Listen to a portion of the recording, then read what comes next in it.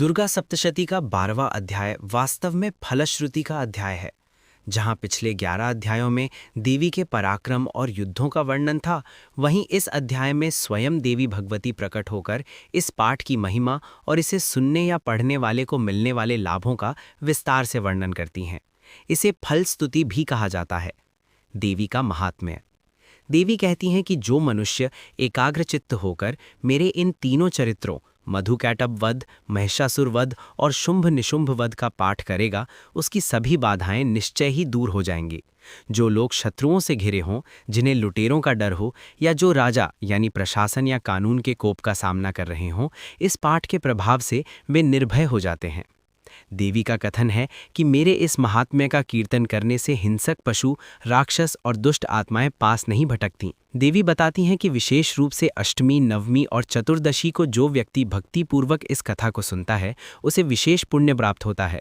शरद ऋतु में होने वाली वार्षिक महापूजा यानी नवरात्रि के समय जो व्यक्ति इस महात्म्य को श्रद्धा के साथ सुनता है, वह मेरी कृपा से सभी बंधनों से मुक्त होकर धन, धान्य और पुत्र पौत्रों से संपन्न होता है।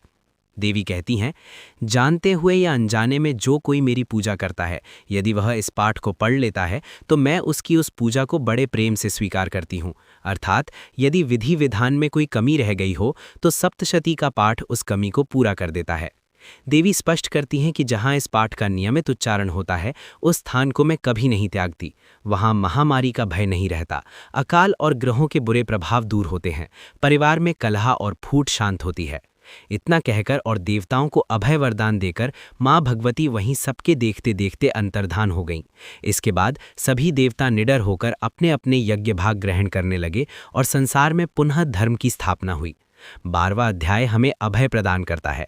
यह सिखाता है कि केवल शस्त्र या शारीरिक बल ही रक्षा नहीं करते, बल्कि ईश्वरीय शक्ति पर अटूट विश्वास और उनके गुणों का गान करना ही सबसे बड़ा कवच है।